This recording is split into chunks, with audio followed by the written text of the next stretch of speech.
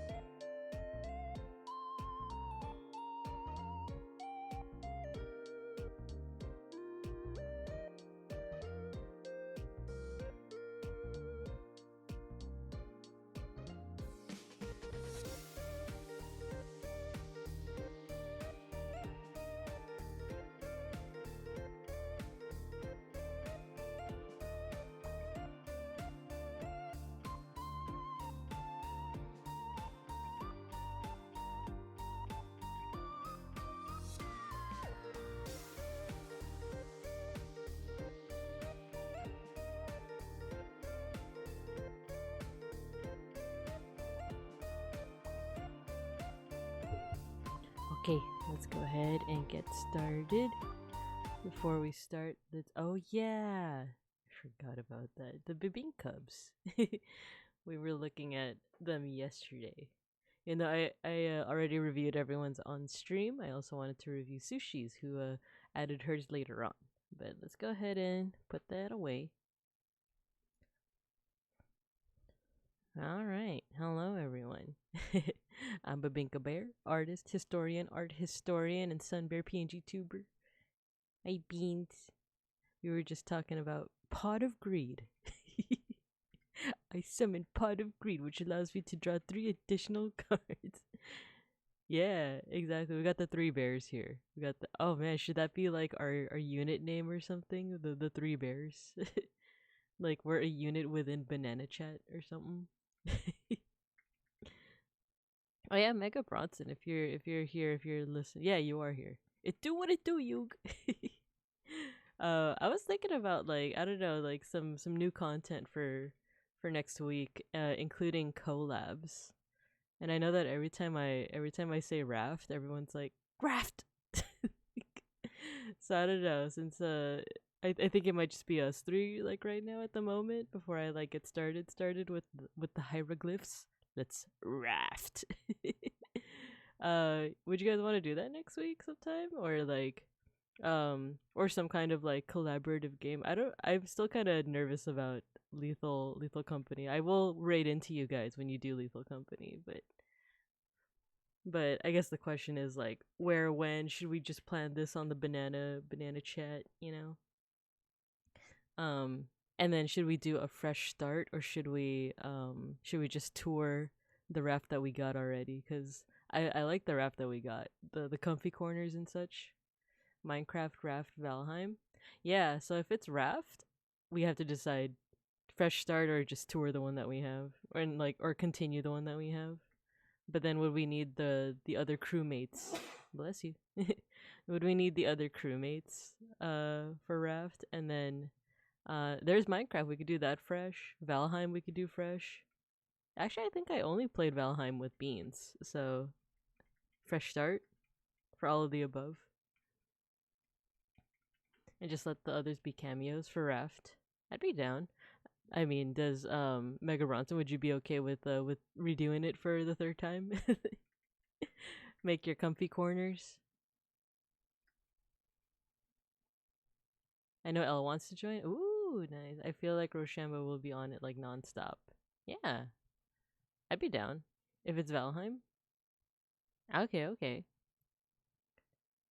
So would Elle want to join like regardless, or like regardless of game, or would it have to be Raft?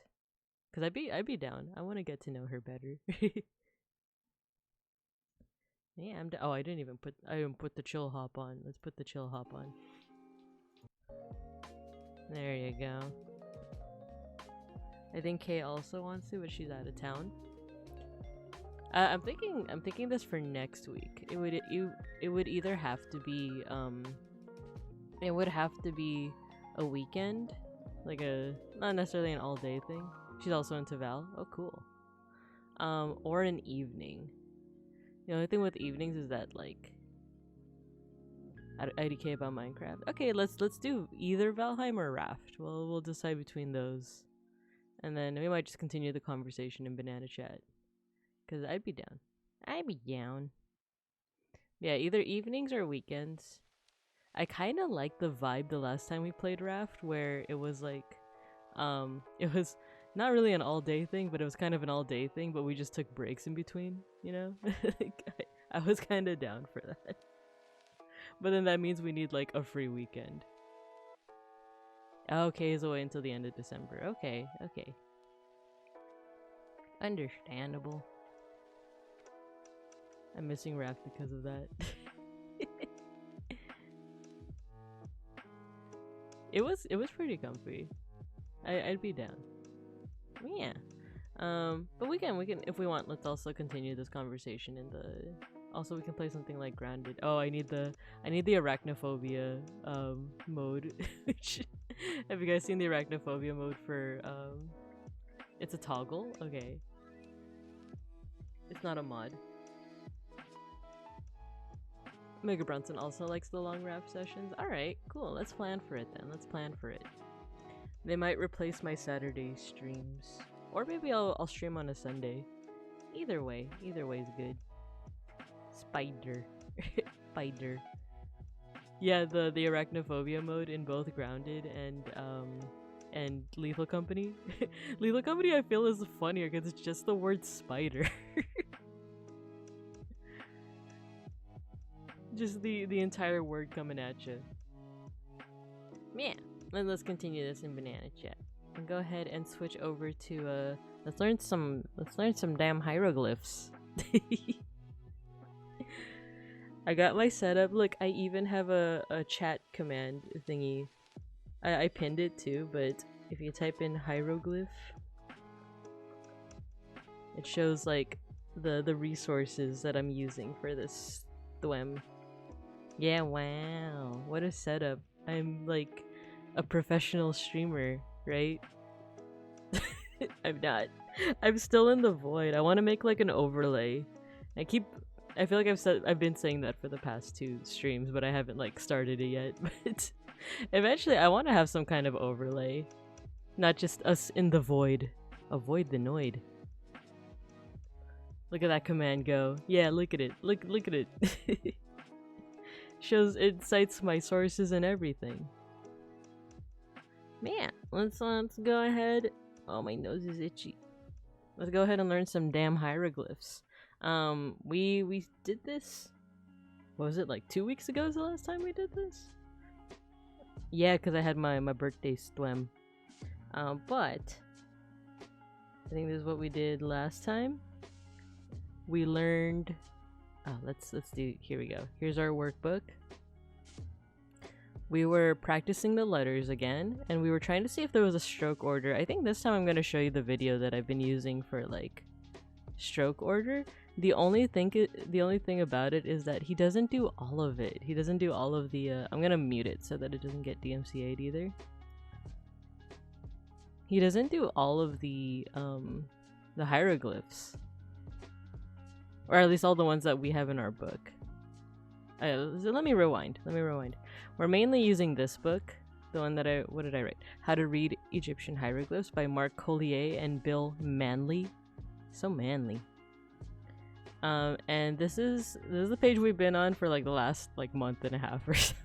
But it's really useful. It has like these signs that all like correlate to a word or a sound. And then we have this other site which I didn't really like check that well, but it seems to know what it's talking about. Right? This is from the Frisian school. Because it like draws off of things like, oh, this is like the Hebrew pronunciation, this is the Arabic pronunciation. So I don't know. I feel like it's somewhat of a good resource to use. So we have the glyphs, we have how they're transliterated, we have how they're said, but sometimes we get like duplicates. Like both of these seem to like correlate to the sound of k or h, and then this provides more context for it. And then this video over here give us a little bit of stroke order, but for one it's put in like Western alphabet order, so like A, B, C, and then it straight up just misses a couple of them. So for the ones that we don't have, we're just gonna have to make up the stroke order. But it's okay. Let's go ahead and review. I also did, if you look at my right screen, what did I say about my left and my right? I have trouble telling them apart. So if you look at my right screen, we already did some of them. So let's just do a little bit of practice. I'll do let's try a brush I don't always use. Gel pen? Marker? Let's do marker.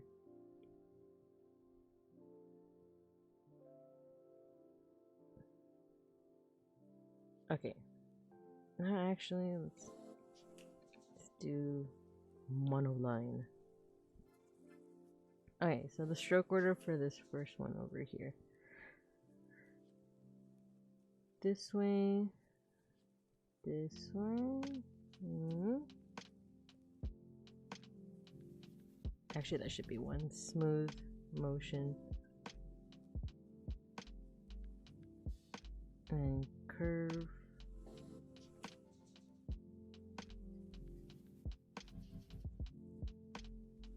Looks like a penguin. Then the wing.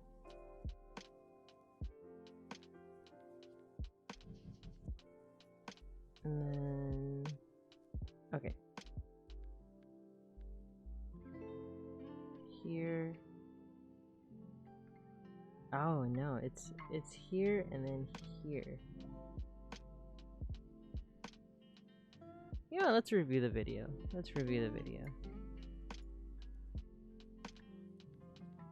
God, it's so satisfying the way he does it. Ah, okay. Let's stop right there. Okay, let's copy.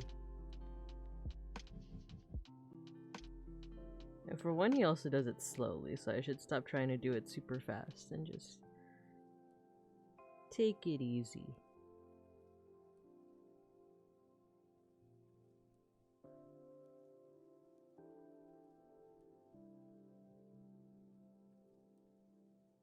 Do that right? Oh. There we go. Little dot.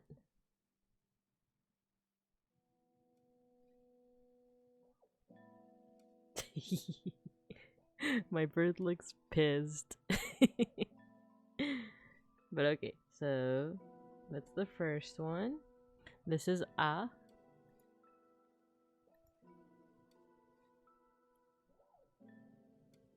And then it says it represents a, so it's not really an A, it's a glottal stop. It's like the ba-o-wa-o.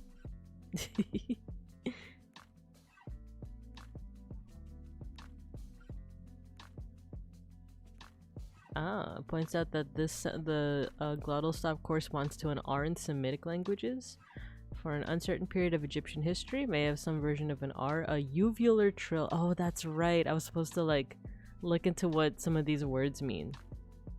Some of them you can kind of figure out from context. Uvular, so your uvula is like in the back of your throat, right? It's a thing that hangs, so Now Hawk emphatically denies that this was ever a glottal stop, but gives no reference. The girlies are fighting. There's some drama in the hieroglyph community 30 years ago. Okay.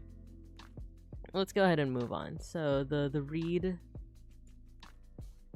this is E, A. Originally a Y, a palatal glide. Yeah. I'm like making weird sounds. The special symbol is often used for the sound. However, the letter I with an apostrophe, the Y in Egyptian was so weak that it was rarely pronounced. Oh, that's right. Okay, let's just practice out. And then that one is just to the side, down, outward, back in. No, actually, outward, back, in. Close enough, right? Out, back, in.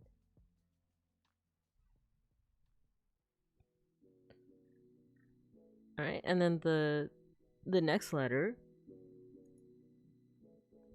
more so a Y, is just a double read.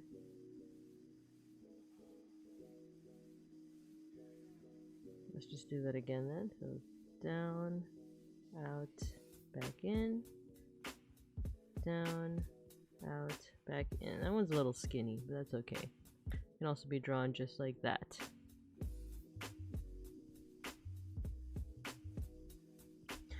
Okay, so the next letter, this one is another ah sound. Let's see what the pronunciation is like. Picture of the forearm represents a strongly guttural consonant, the ayn in Arabic. Oh, that's right. So there were a couple of other videos I referenced, including just like videos where people are just trying to learn. Oh no, drop frames. What's happening? Do I got drop frames? Am I slowing down?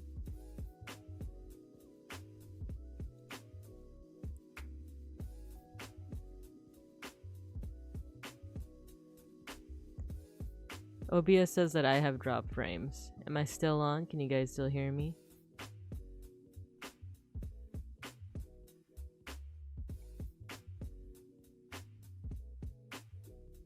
Okay, the drop frames seem to have stopped.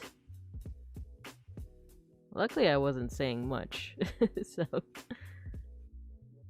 But let me know if at any point I freeze up. Or if there's like a major delay. Okay, so continuing on with the pronunciation of this one, the throat contracts but does not close, a voice pharyngeal fricative. Egyptians today have no trouble with this, but it is a sound that does not occur in Indo-European languages. That's right. I gotta look into this one again. I didn't study, y'all. I didn't study. That is also worth looking up. So this is one way you can like research languages like this. With all the resources that we have, we could just look up Ayn Arabic, not Ayn Rand.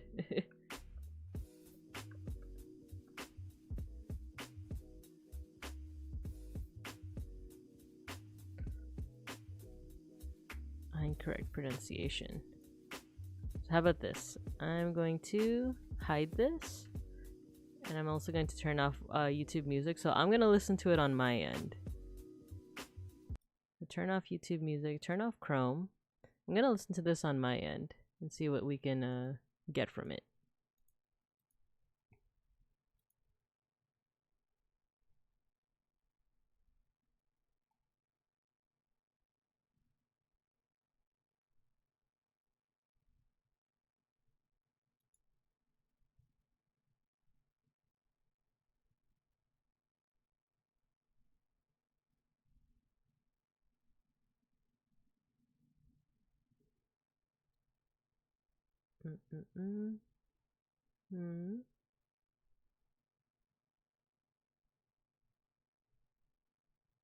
I also mute my mic while I try this out.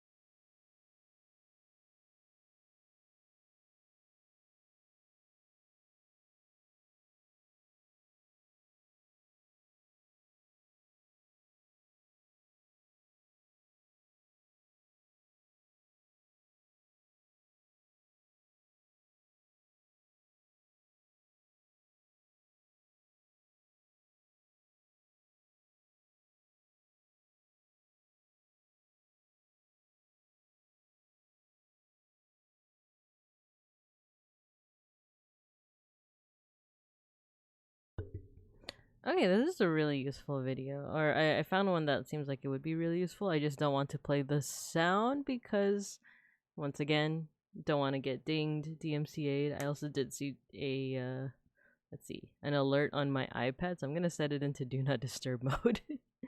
Let me go to BRB.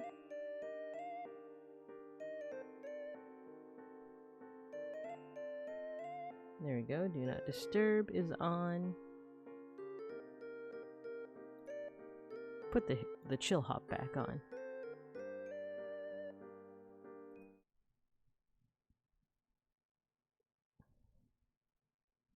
And let's see, YouTube music. There we go. So this is a pretty useful way to learn it. But like I said, I just can't play the audio for it. But I'll put it in the chat for anyone that needs it. I might add it to my my command my chat command thing too. This is for Arabic pronunciation for this ayin. Unfortunately, I will not sample it because I still need to like get a better grasp on it. But let's go ahead and move on. So that's the ayin. Oh yeah, so let's draw it. Let's draw it. Let's draw the arm.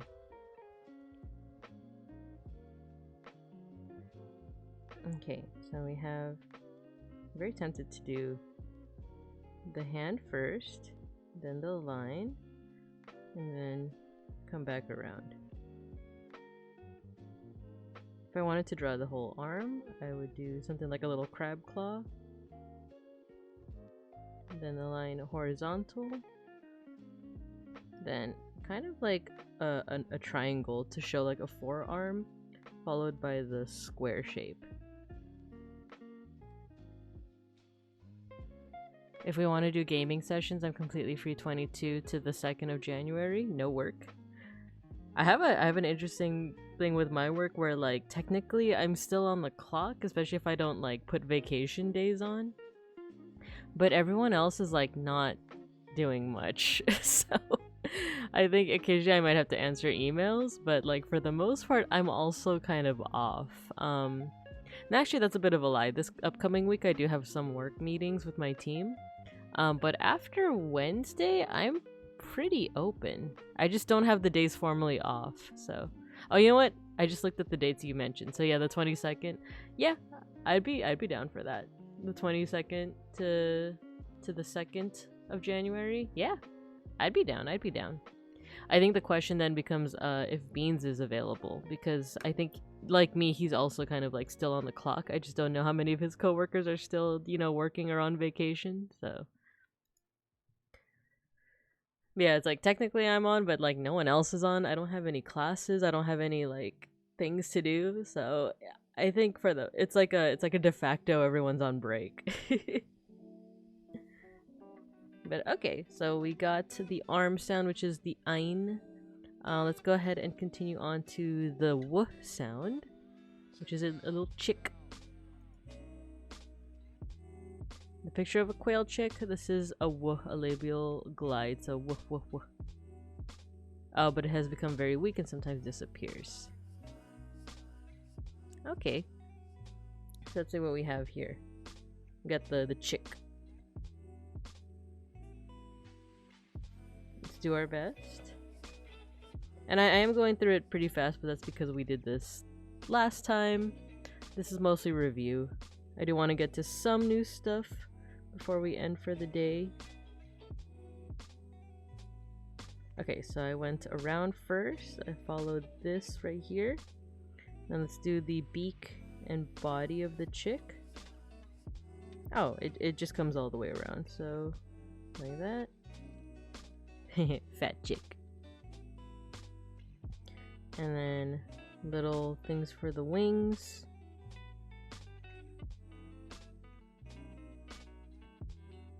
And a little dot. And we got our chick. It's so fat. So this is the w sound, but it also has another version where it's just kind of like a spiral. So, okay. That is the w sound. Let's go ahead and move on to the b sound, which is just a foot.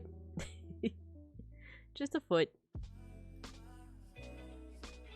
Let's see what the chart says about the pronunciation. It seems pretty. A lot of these seem pretty straightforward. Just B, a voiced bilabial stop or plosive. Oh yeah, this one had an interesting little factoid that like the root salam in Arabic or shalom in Hebrew, they have the same root. Let's see. It corresponds to M, so it would be something like salub or shalub. So senib is the same root. It's health and to be healthy. Similarly, B's in such Semitic languages can turn up as M's in Egyptian. Ramanan for Lebanon. Interesting. I kind of like learning about, like, I guess how languages are related in that regard. So let's go ahead and try this one out. This one's just foot. So let's start down. And then what's the second one? Out. Little vertical for the foot. Horizontal, go back up, horizontal, and then vertical. So once again, that's down, out. Oh no! Okay. Down, out, little thing for the foot. Horizontal, go back up, horizontal, and then down. Mine looks kind of fat, like a little boot. But nonetheless, that is B, that's the B sound. For the P sound, it's pretty much just a rectangle. Not too much to say about that. It's a picture of a stool. This is P, an unvoiced bilabial stop. P doesn't exist in classical Arabic, which means that the word from Coptic like pa, the, turn up as ba in Arabic. Okay. Picture of the horned viper, this is F. Yeah, these next ones seem pretty straightforward. So let's go ahead and practice the slug together. Or sorry, the horned viper. It looks like a slug to me. I keep thinking it's like some kind of slug. So let's actually go back to this video, the one where they draw it out. I'm pretty sure. Yeah, you guys want to see? They start off with a wavy line, and then another line for the bottom, and then the little two horns. Watching this person do calligraphy reminds me of Steve from Blue's Clues, where he like explains things so simply, like, oh, if you want to make a chair, like do a round shape here, and then round shape here, and then a round shape here, and then another round shape, and another round shape, and you got yourself a chair. Like, in this case, he would be explaining like how to draw a horned viper. You just get a squiggly line like this, then a line at the bottom, two lines for the horns, and there you go. Now that I think about it, it's not unlike Bob Ross and how Steve from Blue's Clues talks about like how he draws. It's very calming in a way. So yeah, that is an F sound. F. A voiceless labiodental bilabial fricative. Labiodental, so that's lips and teeth. F. Yeah, so when I say f, it's my teeth touching my lips. Bilabial, that just means both your lips, right? So then b. That, to me, that sounds more like a b sound, but I guess in other languages, maybe that's more of a f sound. Okay, so the next one is an owl. I think that's where we moved on to the next. This one? There we go.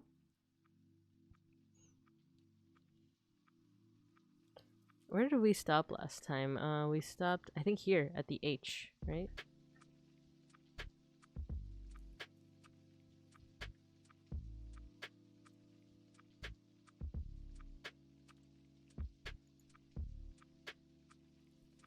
Okay, let's see.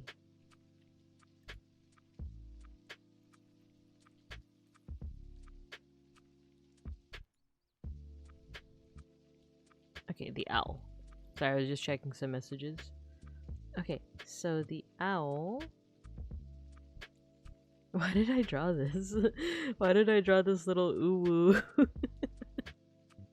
This little uwu guy.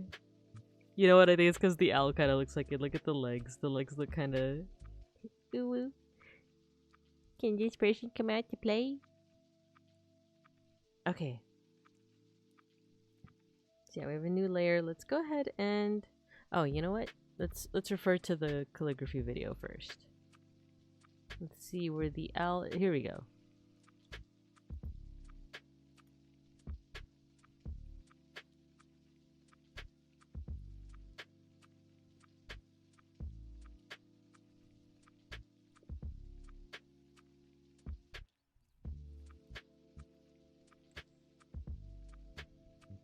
God, it's so satisfying. Okay. That was an interesting way to do the 2 feet. Let's go back to that. Yeah, Mega Bronson, the feet make the owl look very uwu. Excuse me, sir. I'm just the letter M. Okay, let's try it for ourselves. So we have here, we got the first stroke is to make the top of the owl.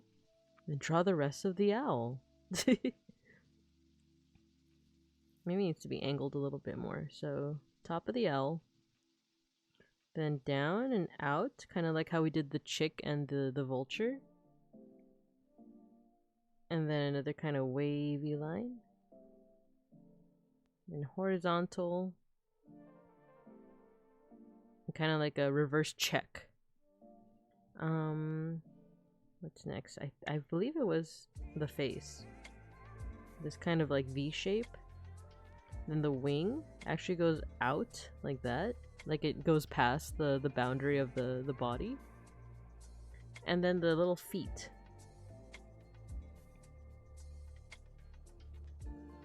There we go. Cool, that one doesn't look as like ooh woo. But it's still there. So this one is the M sound, I want to say, right? I wonder if like we could start thinking of like mnemonic devices to remember which, like if we were getting quizzed on what each of these sounds were. Cause like I'm having a fun time just learning how to write them, but I think eventually we also have to like not necessarily quiz ourselves, but know like what each symbol corresponds to, right? I feel like these are all a little bit complicated because they all correspond to like very similar sounds. The woof for the chick though. Not sure. It's a quail chick. Maybe since it's a quail chick and the quail has the like the W sound in it. You know, quail. Whoa. Maybe that's a way to remember it. Butt and foot though. How do you remember butt and foot? Bigfoot. Maybe that's a way to remember it. So Bigfoot. So when you see a foot, you think of Bigfoot, and Bigfoot starts with a B. You know. The thing with mnemonic devices, if you guys don't know what mnemonic devices are, it's basically like a little memory trick that you use to try and remember things. It's really useful when you're like trying to study for something. Like I think Roy G. Biv is an example of a mnemonic device. It's how you remember the order of the colors in the rainbow. So you got Roy G. Biv. Let me illustrate what I'm saying right here. So Roy, you know what, let me use a better brush.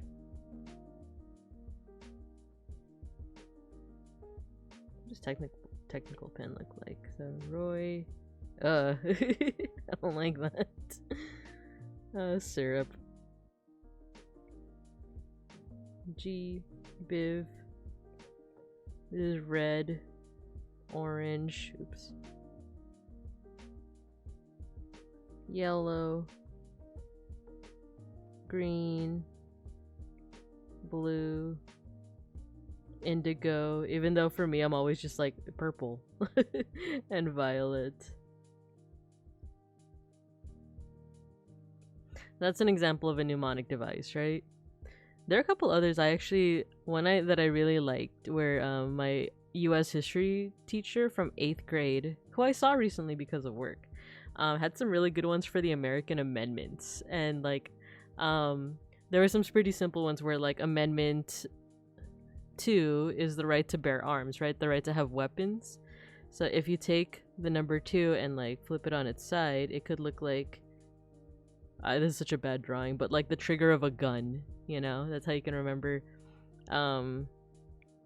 Amendment 2, but another way back in my day.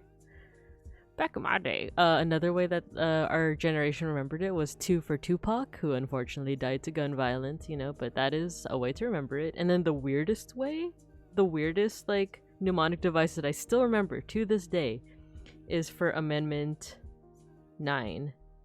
This is for Power of the People. Power of People. Alright, you guys remember for the new... Are you guys ready for the mnemonic device for Amendment 9? So you take the number 9. You split it into a circle and a line. You turn the circle into a balloon, the line into a pin. And with that pin, you pop the balloon.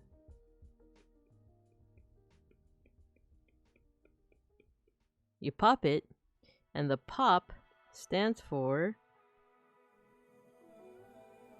Power of the People.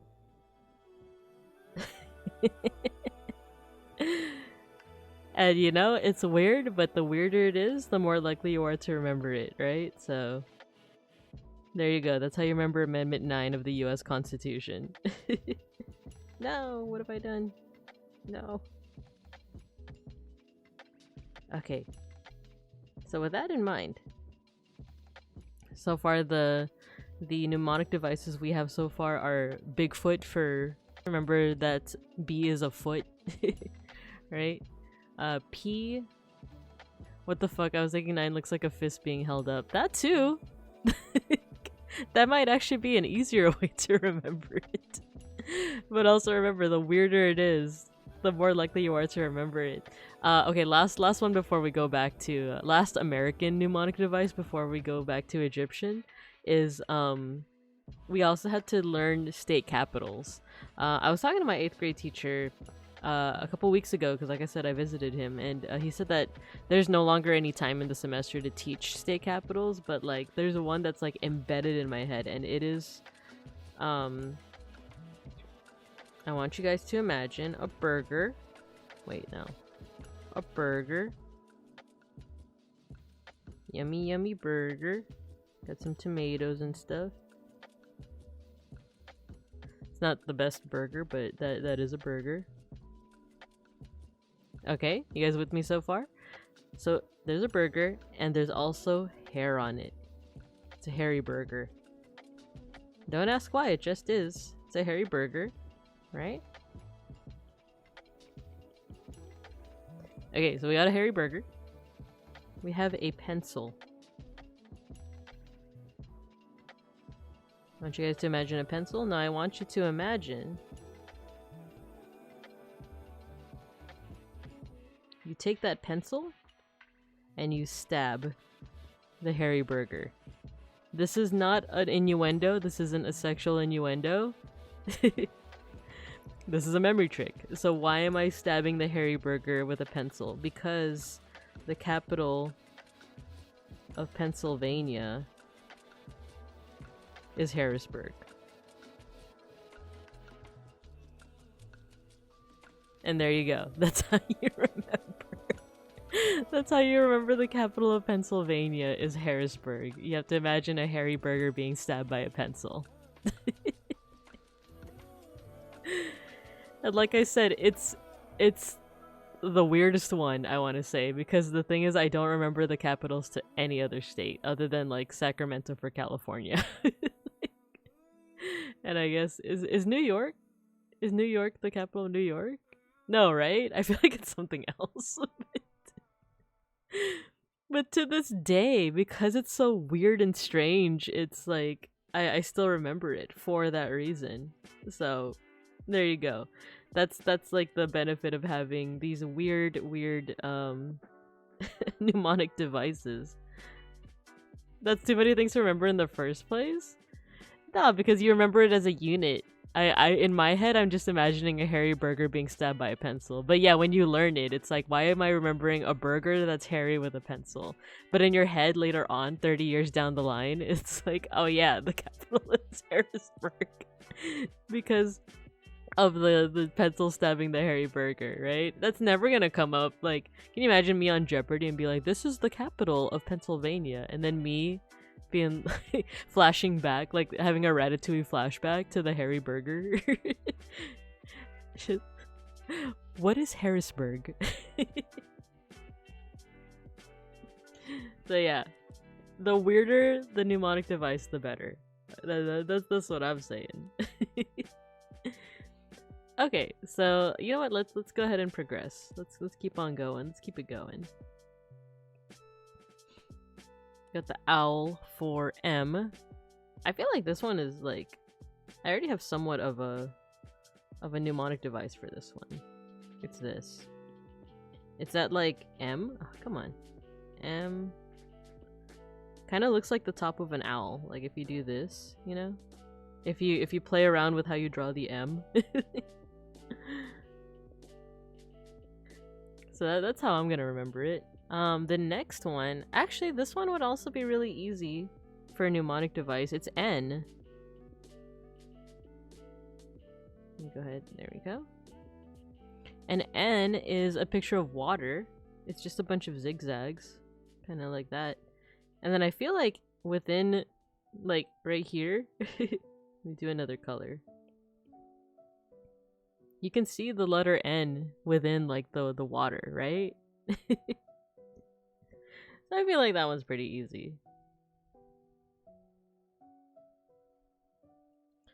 Okay, so we got M, N. The next one is R. R is a mouth.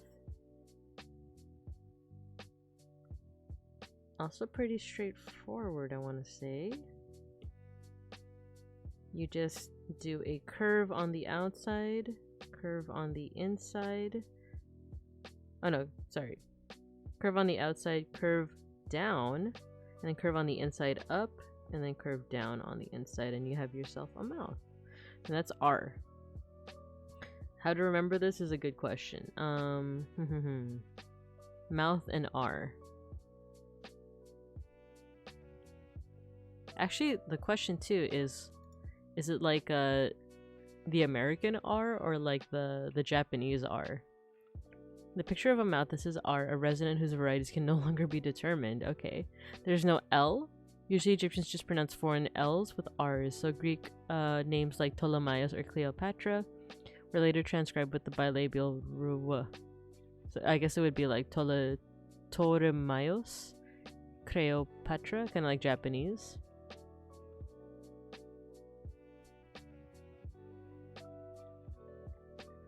It doesn't quite say. Oh yeah, it says like the variety can't be determined. I said this in the previous stream, hieroglyph stream, but like the way that Americans pronounce their R's, I think it's called like rhotic or something, is different from how like other parts of the world pronounce it. Apparently, it's something that's very uniquely American. But it's like, you know, in Japanese, it wouldn't be kokoro, it would be kokoro. So let's just work off the assumption that it's like the r, like that one. Fortunately, at the moment, I don't have a mnemonic device, but maybe we can think of one. But let's go ahead and move on to the picture of a reed. So this is the h sound. We're looking at this one right here. Yeah, I think I know we're around the time where we stopped. So the picture of the reed, this is a simple H. So h. Ha ha ha. And to draw it, we just have, I go up, then up, horizontal, down, horizontal, up again. It looks like it's just 5 strokes. But just in case, let's go ahead and take a look at the video.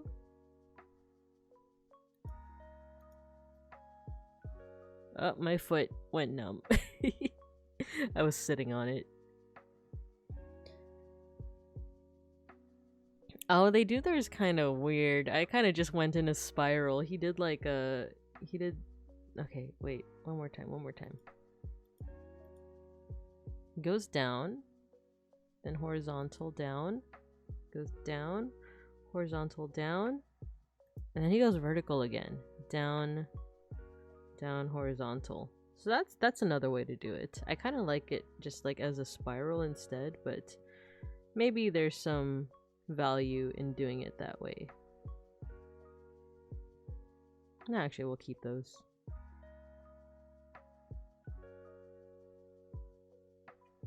Okay, so the next one. Oh, this one I remember I had a little bit of trouble with, and I remember Elle gave some good advice. It was like, if you draw the loops bigger, it's easier. But let's look at the pronunciation.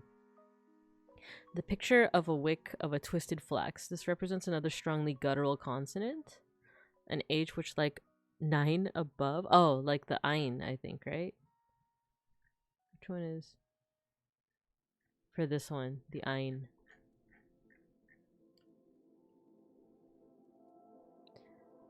Ha. This is the letter Ha in Arabic. Other sounds that Egyptians today can still pronounce without any difficulty. It is not like the H in Hanukkah in Ashkenazi Hebrew. So this and the ein I have a little bit of trouble pronouncing, but this video seems to do a good job of explaining it. So I might add that to my resources. But in terms of drawing it, let's try it out. I remember, yeah, last time Elle said that there was something about it that, like, I wonder, do we start here?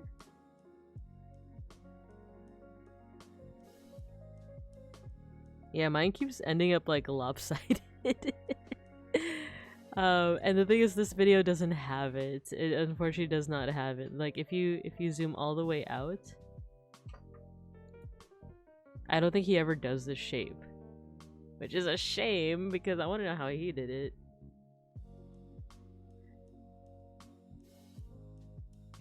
So maybe it's not even a matter of starting at the bottom. Maybe it's starting at the top. But then how would you do that? So it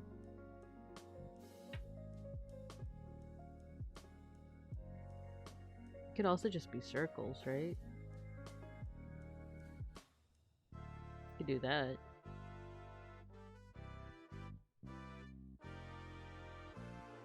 Mine keeps coming out lopsided. If any of you guys have like any tips on how to like draw this one a little bit more uniformly, let me know. I'm still struggling with it a little bit. But nonetheless, it is kind of a huh sound. There's also some tips down here on how to pronounce some of these. Emphatic H made in the throat. Like ha. Ha ha. Okay. Let's go ahead and move on. So this is actually where we left off in the last stream.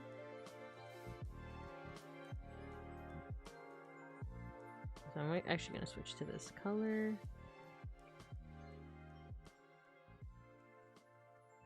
I'm going to take this out. I actually don't know what... I think I was just showing like different handwriting and stuff. So cut, paste, delete.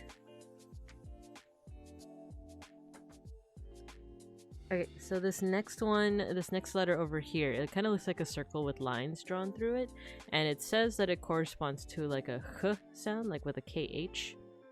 Let's go ahead and check the pronunciation guide though. Oh, this is a picture that may be a placenta because it is used to write placenta, but it is hard to see how it is pictographic. It represents the KH sound, which occurs in Hebrew and Arabic, and the German pronunciation of Nacht, or the Scottish pronunciation of Loch, a voiceless velar fricative. The Greek letter that can also be used for this. So I'm down to look up how to pronounce those two things. Because for me, the way that Americans, or at least that I grew up like learning this. Oh, you know what? Let me fix something on my OBS real quick. There we go.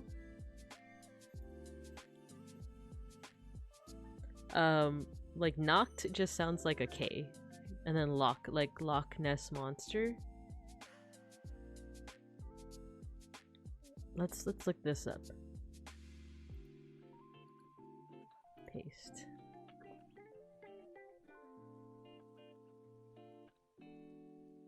Whoa, what are these videos?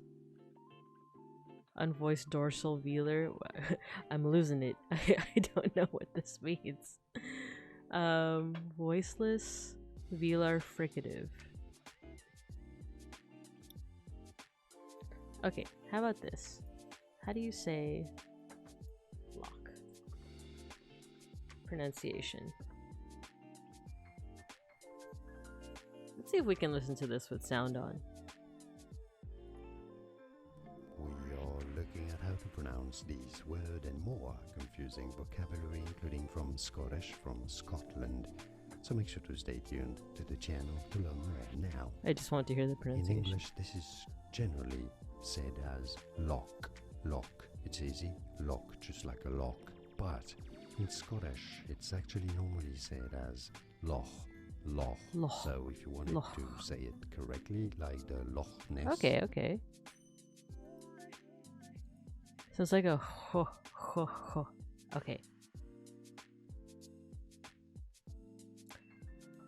Trying to think of so huh. It's almost like you're trying to say the K sound, but your throat isn't all the way closed, so air is still going through it, and it's coming out as that sound, like loch, loch. Okay, so I think this one, yeah, he does go through that or he does like draw that one. So let's see how he draws it. So a circle with some lines through it. Cool. Is there like a specific number of lines? 1, 2, 3, 4. Okay, let's do it. Let's do it. So let's just do a circle. I don't know if it matters if we start from the top or bottom, but then we have 4 lines through it. And this is KH, but like the CH in loch. Oh, my iPad's heating up.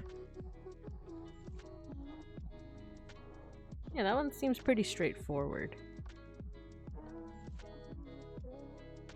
KH is an adequate transcription, though underlined to emphasize that this is a digraph. I don't know what that means. Di usually means 2.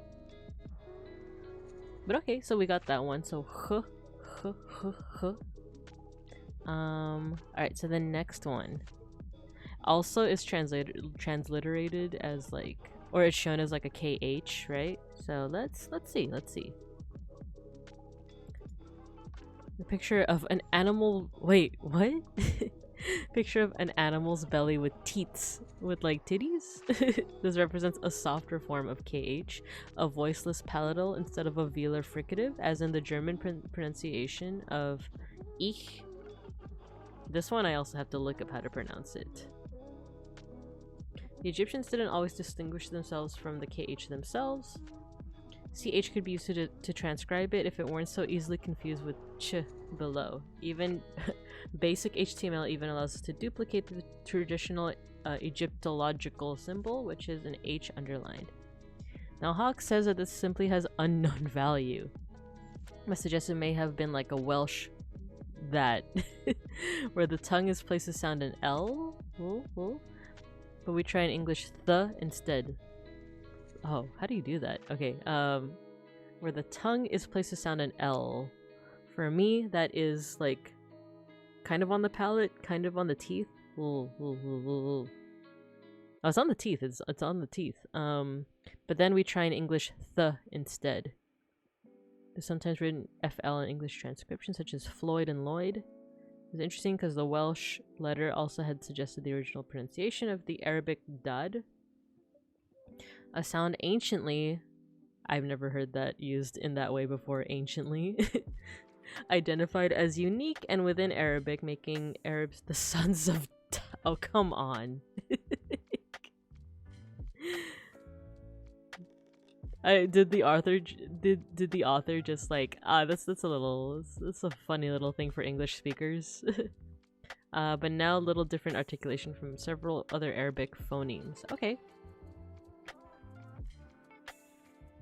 So I'm gonna look up this term and see if there's a way to German pronunciation of E. Oh, there's a way. Did these always have little like sound bites to them? I'm silly. Ich. I'm silly. They always had them. Nacht. Okay, okay. Cool, so that helps. That definitely helps. Okay, what does this sound like then? Ha. Ha. Ha. What about the ein? Can we go back to the ein? Here. Oh, that's okay, that's something else. That's something else. Okay, that's helpful though. What about this one? Oh, never mind. No, stop. Okay, so this one is like, so they're very similar, but this one is a little bit harsher. Nacht. Nacht. Nacht. Nacht. I'm butchering it, but and then this one is a softer. Ich. Ich. Ich. Okay. Okay, that's helpful. That's helpful. Okay, let's see if the calligraphy person did this symbol. Did they? It doesn't quite look like they did. Ah, okay, we're gonna have to do it ourselves then.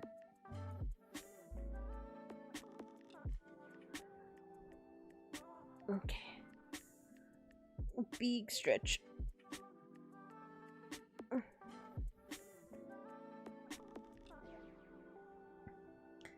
Okay, let's try our hand at this. I can't believe it's called an animal's belly with teats. Is that really what that is? Okay, so I kind of want to start. So there's two parts. There's this part over here on the left side with, I guess, the teats. It reminds me of like a flower, how a child would draw a flower. And then this shape over here, which reminds me of like the R sound. Bless you. It's okay. So let me just adjust my footing a little bit. Okay. Let me see. So 1, 2, 3, 4, 5, 6, 7. I'm just taking a guess here at how it's drawn, but it looks like this isn't a perfect circle, you know? It seems like there's, how would you describe this? Like a teardrop, like a sideways teardrop. And then kind of like the R shape goes out and then under, and then you draw the teats as they call it. And then here we have the KH, kind of like the CH in, oops, it's a little too close. CH in Ich. So it's like softer.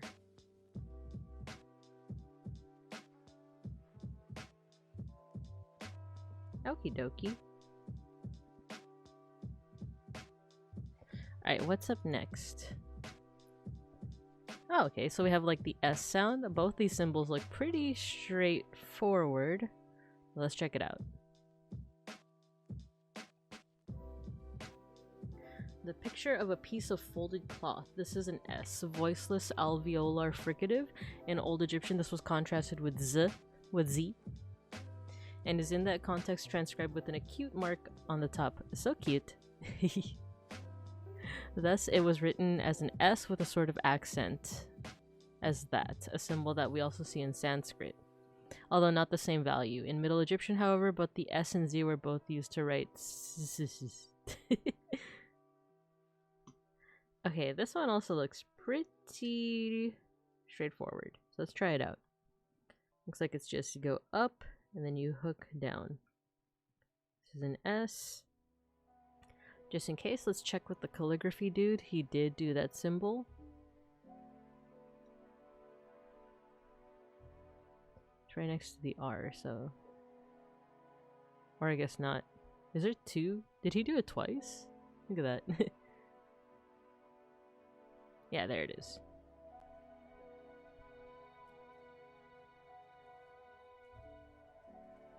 Yeah, that's pretty straightforward. He just does the hook a little bit bigger, like that. There's that. Though it looks like there's another way to do it as well. It looks like it's this one, it's the Z. The picture of a bolt. when they say bolt, is it like they use the word bolt for something in like sewing, right? Or weaving? I forgot. Picture of a bolt. This was a Z in Old Egyptian. Middle Egyptian, the Z came to be. Okay, so pretty much the same thing. So for this one, looks like you could just do this. So like a straight line plus like a circle in the middle. But let's see how this one does it.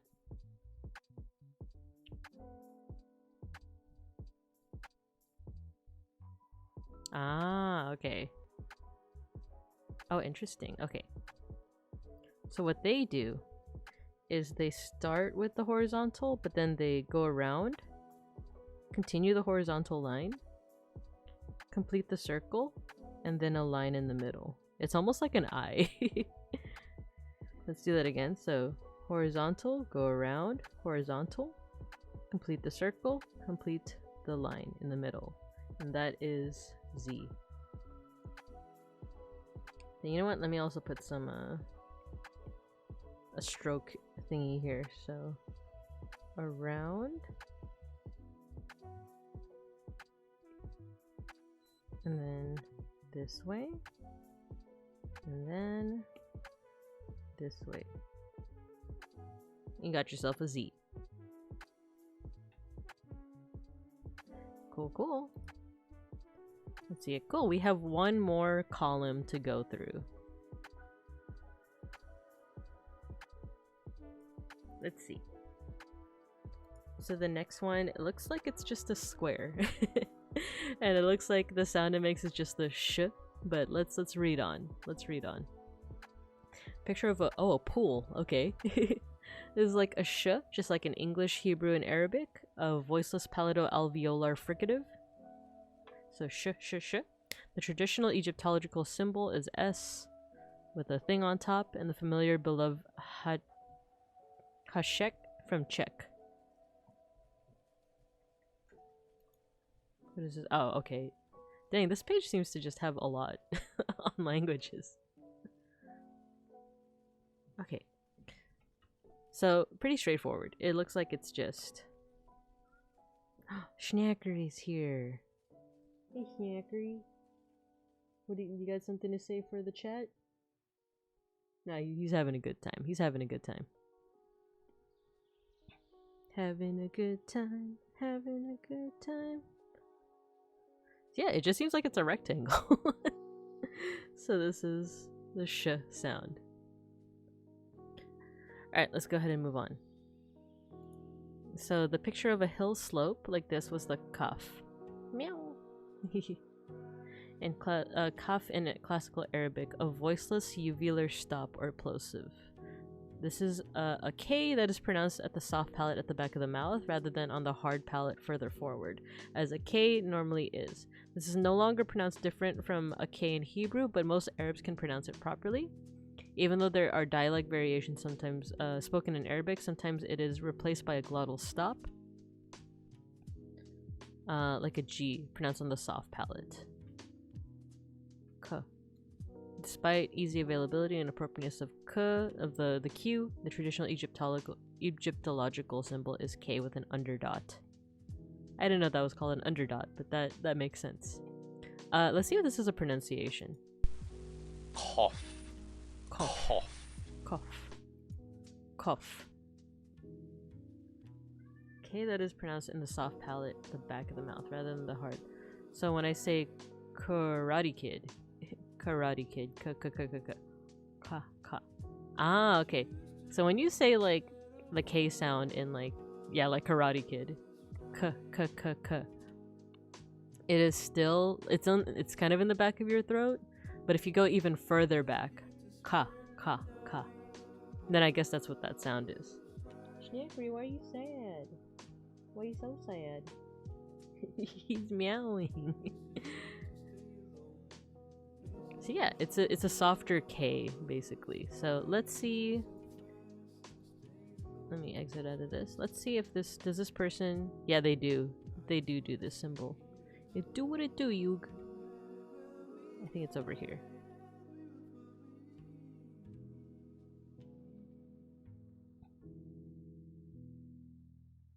Oh, they do it as a cue. Okay. And for them, it's just 2 strokes. So it's the horizontal, and then you start from the same point, but then you slope up and down. And that makes the soft K. Let's do it again. So horizontal, go up and down. I feel like there needs to be a bit more of a dramatic slope. There you go. So it's horizontal first,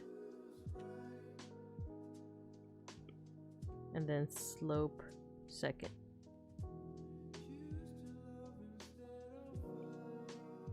Okay, so that is the soft K sound. So cough, cough, cough, cough. The next one is another K sound. I feel like this is kind of like the K that like Americans are more familiar with. So, or I guess English speakers.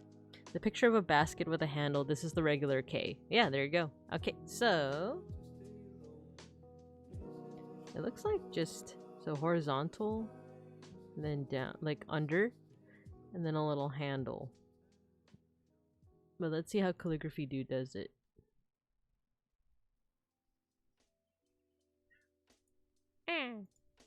Snackery, how you doing?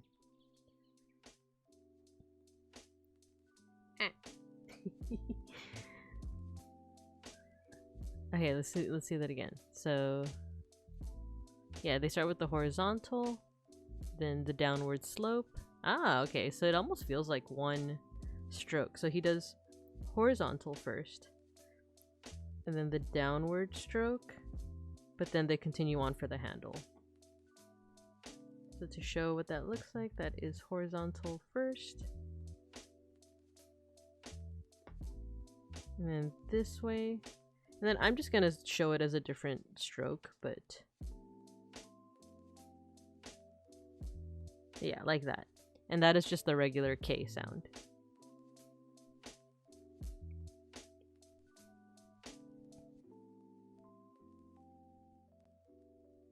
Cool, cool. Meow. Alright. Oh, we're near the end. We're near the end. Okay. Yeah, we got how many more? 1, 2, 3, 4, 5. We got 5 more letters, y'all. Okay. So, this next one sounds like, it looks like it's just the G sound. So, g, g, g. Let's see what it is. The picture of a stand for a jar. This is G pronounced as a stop like the English G in gun. G. Not like a palatal fricative English G as in ginger, which is like a J. Okay, so it's just like a G. G, G, G, G. Question is, how do you draw it?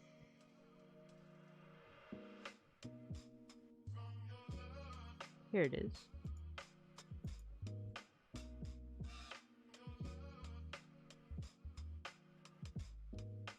Okay, they start with the horizontal, then down in a curve. Let's try it out. So horizontal, down, a little bit of a curve, and then down again with a triangle in the middle. Okay, and then they move on. So what that looks like to me is, yeah, so horizontal first, down with a curve, followed by another down, followed by the triangle. So I'm just gonna do it like that. So let's do it one more time. We got horizontal, down, curve, down again, triangle. And that's a G.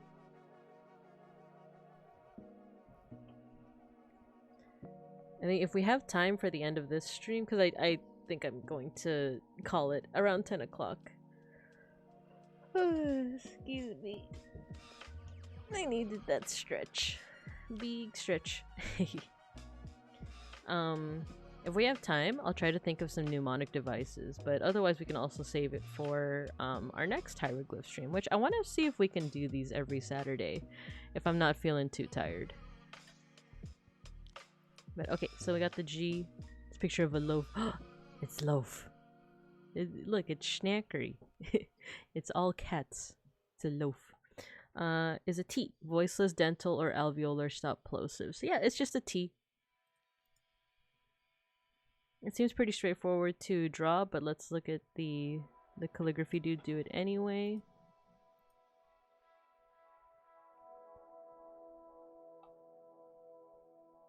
Alright, yeah. That's pretty straightforward. Let's copy it.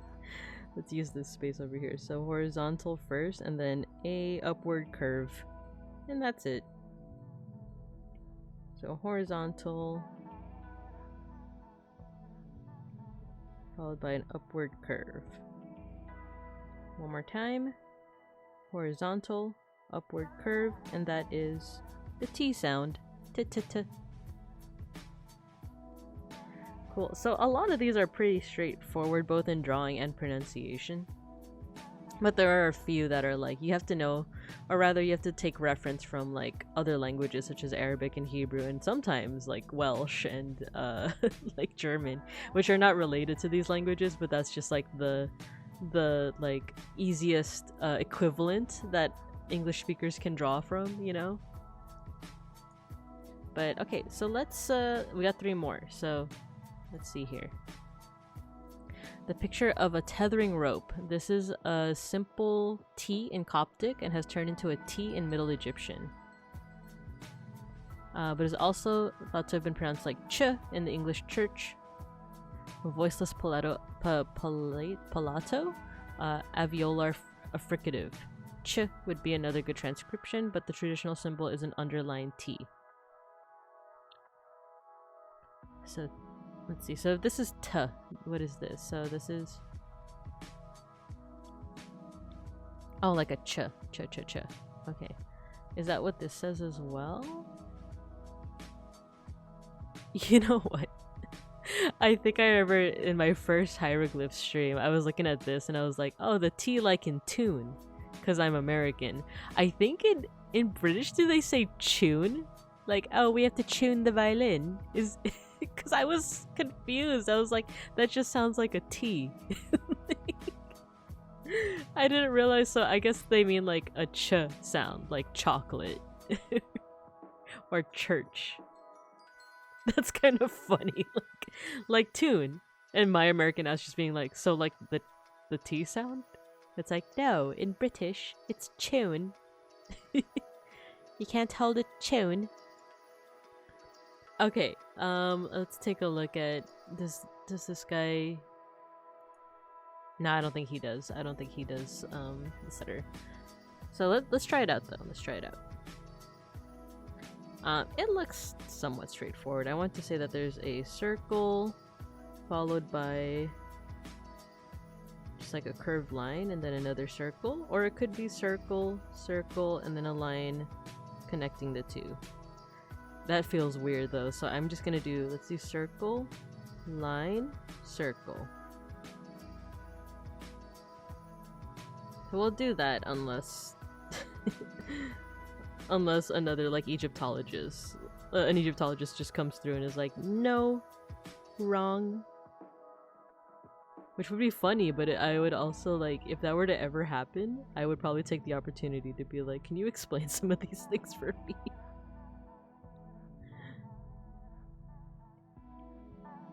So yeah, one more time. So let's do circle, curved line, and then another circle. And this is the ch sound.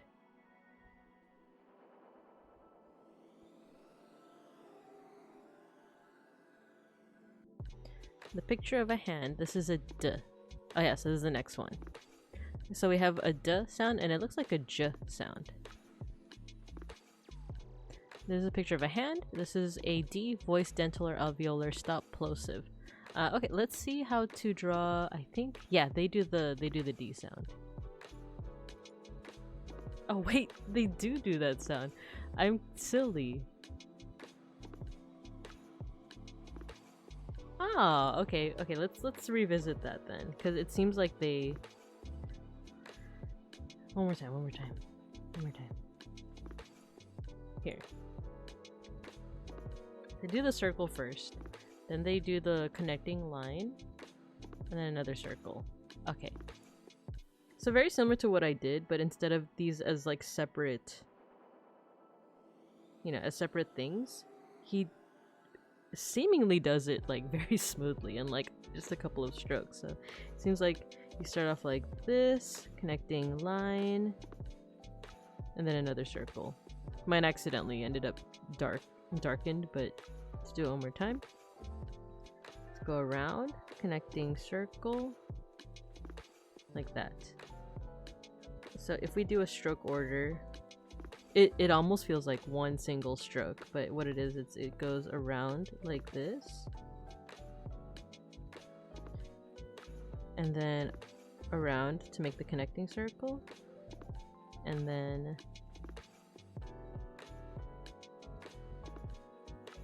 wait, no. Sorry, I'm gonna look at this one more time to see whether he starts from the top or the bottom. Oh, he starts... Ah, okay. So let's take a look. He starts from the top, actually, of the circle, and then it circles around and becomes the top of the next circle. So what that looks like is this. Starts from the top, goes around, and goes all the way around, and then one more smaller around, if that makes sense. I could do it bigger to illustrate it better, but no, actually, yeah, let's do it bigger, so then you'll see where what I mean by the stroke. So he starts from the top, and then around, and then this becomes the top of the next circle. So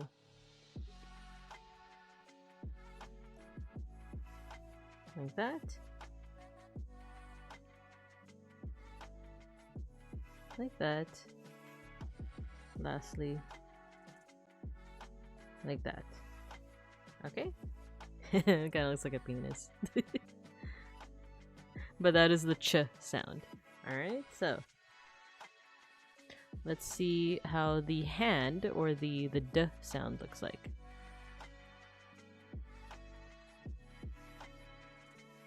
They start... Oh, I'm confused already. What did you do? Okay, back. Here. So they start with the top of the hand. And they curve in to make the finger. And they go down.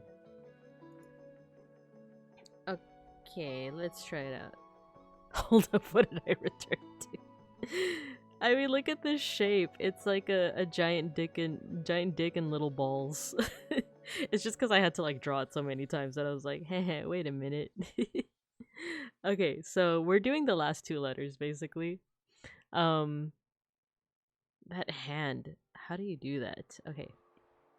It seems like they did this. They curved in first, and they go back around for the fingy, for the finger, and then out. And they go back down to do the rest of the hand, followed by the wrist. Artful nudity. Hey, it's educational, right? It's educational. Plus, like, I know it was just kind of a joke, but also, like, Egyptian society was very, like, I've covered this before, where it feels like, you know, ancient cultures or like cultures from like a long time ago might have seemed very prudish, you know, and like we must stay honorable and all of that, but Egypt had a lot of porn. Like, ancient Egypt. I'm sure modern Egypt too, but like ancient Egypt, like if you ever go into Egyptology, there is like so much porn on the walls. They draw their phalluses like very like I'm not gonna just go up and Google ancient Egyptian porn right now, but like, but you gotta trust me on this. There's like There's like a good amount of it like on walls. I'm not even talking about like there's probably been a lot on like papyrus and stuff, but like it definitely exists. I just remember like a couple where it's on the walls. Where they just draw the phalluses long, like it's like a snake. And it's like, are you sure this isn't meant to be like humor? I'm very tempted to just like incognito and just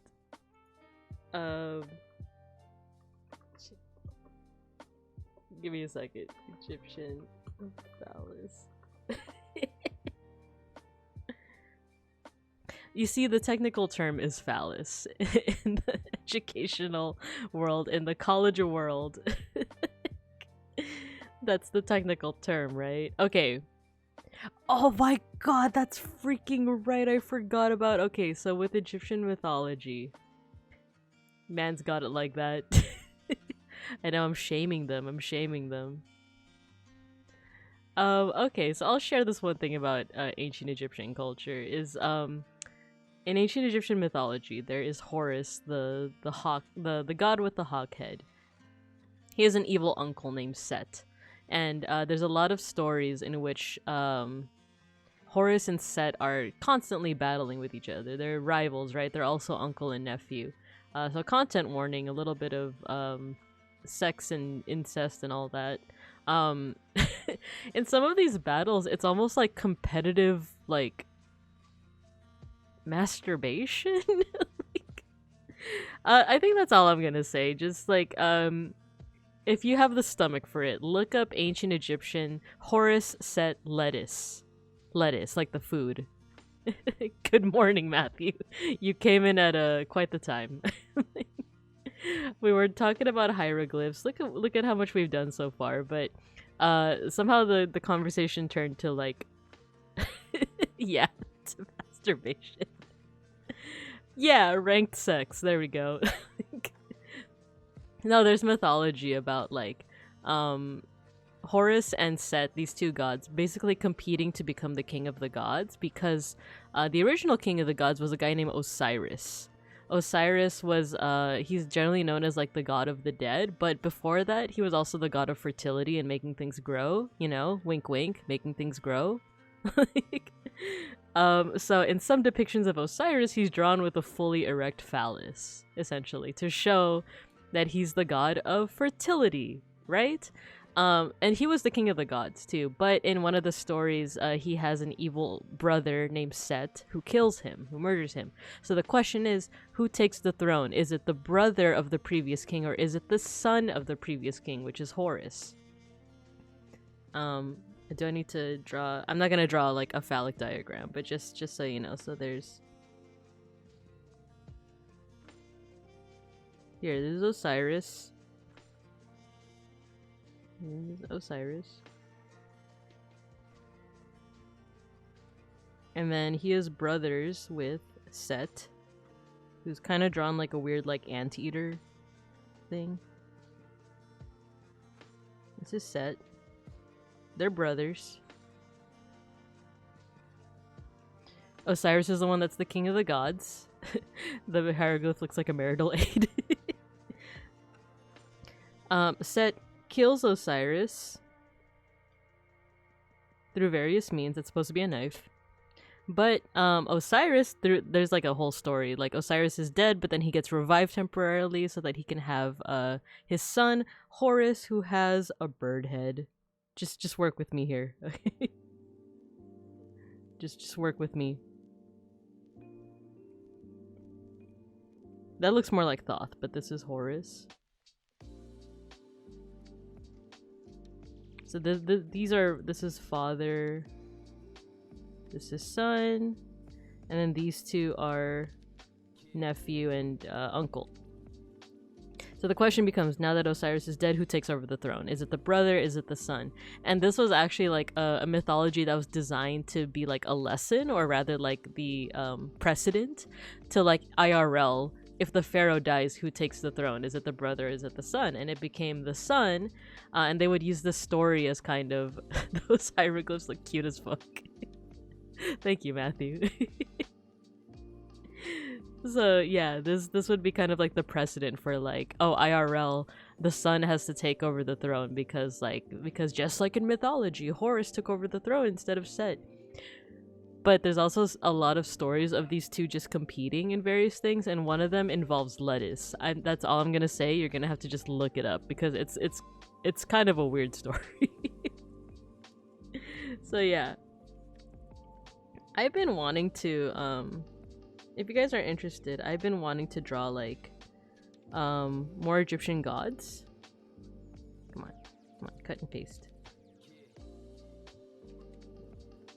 I do have some sketches, but you know what? Let's finish off the hieroglyphs. We have 2 more signs left. Let's finish off the hieroglyphs. We're learning D and J. And then if we still have some time before I raid, well, now I'm thinking of lettuce fucking. Admittedly, it's worse, but I'm gonna let you look up that story. No lie, it's actually kind of worse. Butter lettuce. Worse. So let's finish off our hieroglyphs and then we'll chat a little bit about Egyptian mythology. Oh, and no beans. Limp biscuit, more like limp lettuce. Actually, Beans' comment is the closest to the actual mythology. But it's still not like, that's not exactly what happens. Just look it up. Just look it up. Just look it up. Okay, so back to writing the letter D. This is a hand symbol. We go up and down, and then the rest of the damn hand. It looks like a crab claw.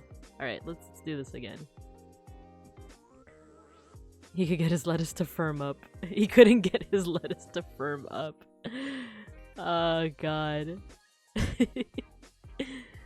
Okay. Let's draw. Okay, how do I draw this? Oh, I see. It's almost like the slug. It's almost like the slug. Yeah, it's supposed to be a hand. It's supposed to be a hand. But I kept on drawing it like a crab claw. So it looks like it's... So, go curve. Then you draw the thumb or the finger plus the wrist. That's what I was forgetting, is I made the wrist a little too short. Then you go down to make the palm and the rest of the wrist. Or you know what? It should be like this. Go up and then the rest of the wrist. That's a bad dragon. Don't make fun of me. K is a teacup. Yeah. Yeah, K is a tea. It's a basket. It's a basket. Let me show you something. I have a new command, Matthew. It's hieroglyph. And you get to see all the resources I'm using. Because it also includes this pretty neat site. Which has like pronunciations of each of the symbols. And as you can see, we're right here. I need to learn some of the linguistic terms. But of course the first and the last glyphs are like among the hardest to draw. But I think it's also just a matter of practice. On the topic of peen, everything looks like a marital aid. Am I a terrible person? That's just nature, baby. It's like humans are also hardwired to see faces and everything because that's just how we evolve. Not just how we evolve, but like being able to differentiate different facial features and differentiate like what like another fellow hominid is trying to portray with their face is like an actual skill that you would want to like put your evolutionary points into. So we are kind of hardwired to see faces. Not too sure about the science behind seeing penises everywhere, but you know, there's probably some kind of psychological thing about it. K is a C and B. K is a C and B? Kind of. Something Freud something. Yeah, exactly. The glyphs at the bottom of C and B are various states of readiness. Wait, C and B? Various states of... Oh, god damn it. Matthew. But yeah, so this is the D sound. The last one just looks like a snake. Yes, genitalia. I got it after a while. I got it after a while.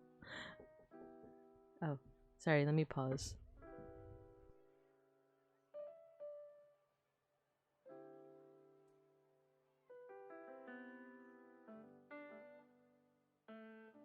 Sorry, there was a knock at the door. I might be being a little too loud, but it's not super early anymore. It's almost 10, so hopefully, hopefully I'm not in trouble. But all right, let's do this last one. Picture of a snake. This has become a D or a T in Coptic, but it's thought to have been a J, as in the English jump earlier. The traditional transcription is a D with an underline. The sound can correspond to J, Jim in Arabic, thus the Arabic root MLJ to suck or suckle. We find MND, breast. Ah, interesting. We were just talking about dicks, now we're talking about tits. Has simply become MND in Middle Egyptian. So it also just looks like it would be pronounced just with a J sound. As the intrusive thoughts of chat manifest, it's hard not to see the lewds. I mean, these last two, yeah, literally booba. Like, you know, the Egyptian culture and language, ancient Egyptian culture and language lends itself well to that. What you came into, Matthew, was me talking about, like, you know, like, this looks kind of phallic, right? And, like, there's a lot of Egyptian, like, art, and as I said, like, mythology that is a little sussy. It's a little suspicious. But with that said, let's see if we can do this last letter. I'm using this video of a calligrapher that drew out a lot of, here we go, of the letters, but not every single one of them. So we're doing our best. Let's see how he drew the J sound. Okay, so one kind of big stroke for the, okay, so he pretty much just does like two strokes. So you start with on top like that, down, you know, almost like an S shape. Not an S, but like a fancy, like almost hook. And then down for the bottom of the snake. And you just follow the top line to make your snake shape. I was saying earlier too that, like, the way that this guy does his calligraphy is very soothing. It reminds me of, like, Steve from Blue's Clues, right? Let's watch it one more time and follow along. So he goes down and down again, and then the bottom of the snake.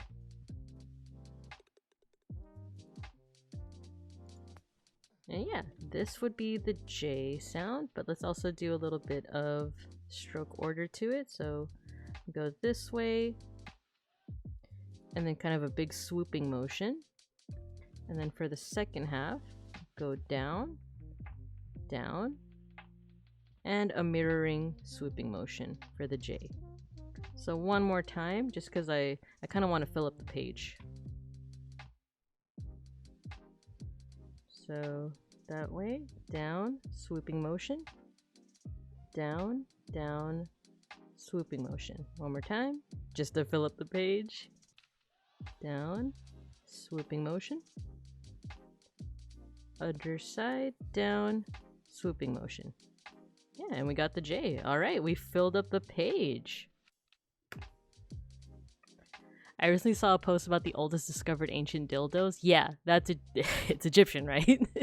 I think Egypt can also boast the oldest condoms as well. I think they also have the oldest form of, not necessarily birth control. I don't remember if they have the oldest birth control. Well, condoms are birth control, right? But they also have the oldest, like, pregnancy test, or the oldest technique for pregnancy test, which is apparently they would make women, if they suspected they were pregnant, they had them pee on a certain crop. I don't know if it was like wheat or something, but it was something about, like, if it grows faster or if it grows a certain way, that means that they're pregnant because of, like, a chemical in like your, like, modern day pregnancy tests, you have to pee on a stick essentially. And the stick has something that tells you, like, if you see the double lines, it means you're pregnant, because they're detecting a chemical, they're detecting something in the urine. So that same chemical in the urine would somehow, like, affect the crops. Even older, the oldest dildo was discovered in Germany and is 28,000 years old. Ah, okay, so it's not Egypt, it's Germany. Interesting. So, like, you know, sussy stuff aside, I think that is very fascinating to see, like, I guess, what are the oldest things for fertility or for, like, I don't know, things like that. You know, it is like a good hee hee ha ha to be like, ah ha ha, they have like dildos and like, you know, dicks and balls and stuff. But it's like, dang, like certain things that we value in terms of like fertility or things that we like found the need for in terms of like reproductive care, like they're old. Or not even like dildos aren't necessarily reproductive care, that's just reproductive, I guess, enjoyment, stimulation. But yeah, it's interesting to think about how old just some of these things are, you know? But yeah, so we are close to 10 o'clock. I don't know if the orc is going to stream. I know he said that he wanted to, but let's go ahead and review. Let's go ahead and review what we got so far. We went over each and every one of these alphabets, or these symbols for each of the... I don't even know if we can call this like the ancient Egyptian alphabet, but we got some... We have some clue as to... Wait, hold on, let me change this. Oh, you know what? These two can be merged.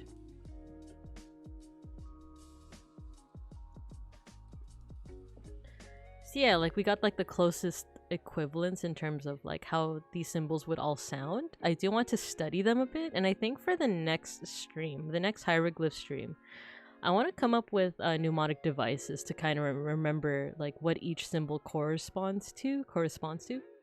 Matthew, earlier we were talking about mnemonic devices, ways that you can like remember certain concepts. Like one of the easiest mnemonic devices that people are usually familiar with is like Roy G. Biv for like colors of the rainbow.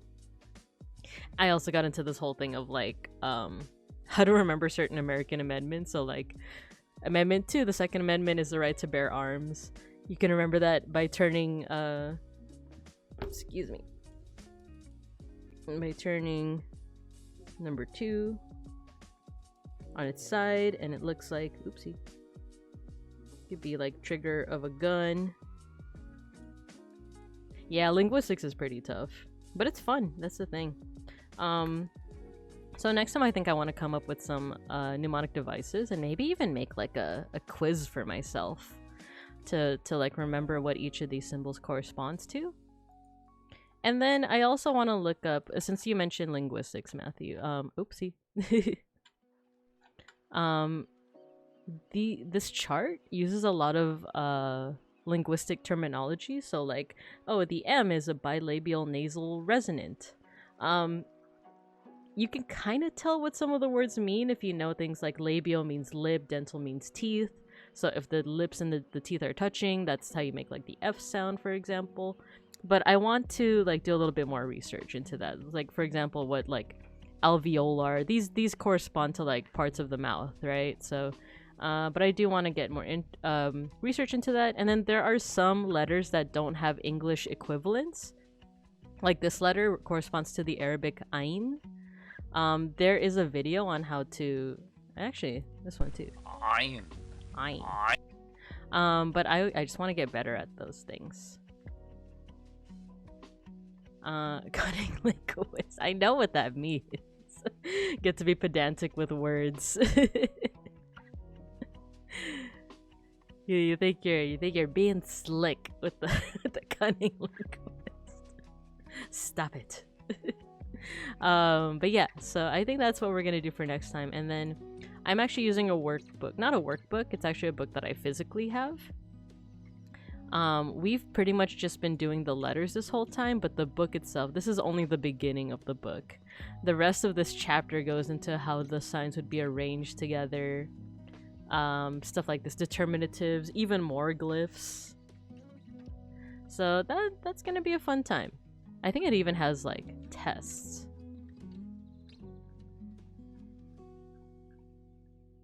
It has like samples and stuff. I am merely a word wizard. No, that counts for something, right? So, before I check if it's time to raid, I'm just particularly verbose.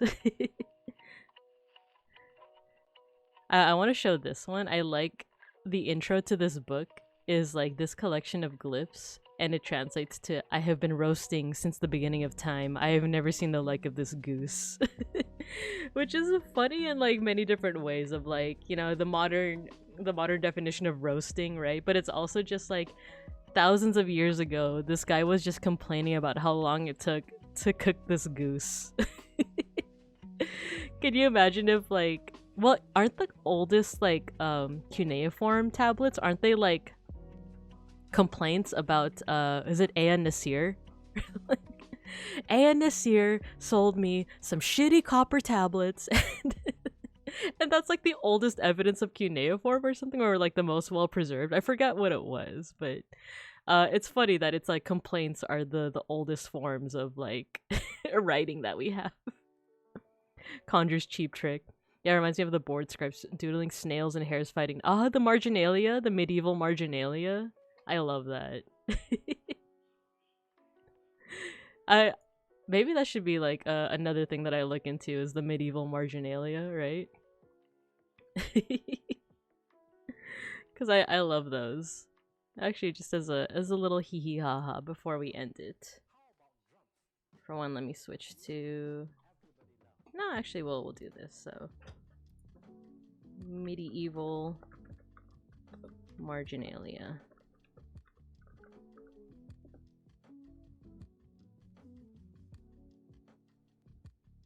There we go. They're so silly. Naughty nuns, flatulent monks, and other surprises. Why? Because people commissioning manuscripts didn't necessarily read their books. Yeah, there you go. I think I remember seeing a post about ancient complaints. Ancient graffiti is also hilarious. It is. There's a lot of ancient Roman graffiti that's like, it's like a lot of your mom jokes, or like, or it's like, you know, Babinka was here, or like, it's as banal as one would expect, but have an anachronistic feel to them. Yeah, yeah, that's what I mean too. Is that like a lot of times people assume the ancient or like medieval cultures to be very like, you know, like, oh yes, like we're so dapper with everything, but no, they had the same kind of like humor and same kind of like, yeah, like all those things very similar to nowadays, right? But yeah. I'm thinking, let me see, let me stop. Right, let me go to my Zatsu screen, even though we're probably going to go to my ending screen too. It looks like the orc is streaming right now, right? Let me exit out of here.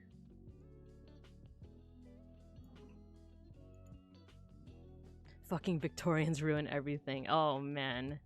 Next time I do a Zatsu, remind me that's one of the topics. The Greeks and Romans were horny AF. They were. That's the thing. They were. Cool. Shall we raid Randon right now? Oh, he's still in his intro screen, huh? Oh no, he started. He started. Alright, so I think this is where I'm gonna call it, everyone. I am planning to do another stream tonight. Good old tarot stream, you know, the usual. But next week we might have some collabs in the work. I gotta talk with Mega Bronson, Elle, and Beans about it. But yeah, I'll see y'all tonight though. And for now, we're gonna go ahead and raid into Randon, looking into the oldest. Oh god, you have fun with that, Matthew. Bread? Really?